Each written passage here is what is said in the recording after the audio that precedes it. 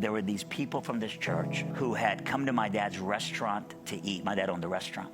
And they'd seen how he was shorthanded on wait staff. And instead of complaining about the bad service that they were getting, the worship pastor of the church and several members had quietly gotten up during lunch rush and waited on tables at my dad's restaurant to help him out.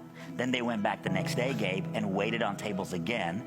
And then a guy named Aubrey Edwards, who was the worship pastor, invited my dad to choir practice, my military Iranian dad. But because they were so kind to him, Romans 2, kindness leads to repentance. My dad said yes. And so my dad went to choir practice. Wow. And the worship pastor took a piece of paper and said, everyone who sings in the choir needs to volunteer at this man's restaurant. He needs help. And so for 2 weeks, they parachuted in and they'd shown hospitality. They'd shown kindness to my dad. And so my story is not about an Iranian kid that turned out okay.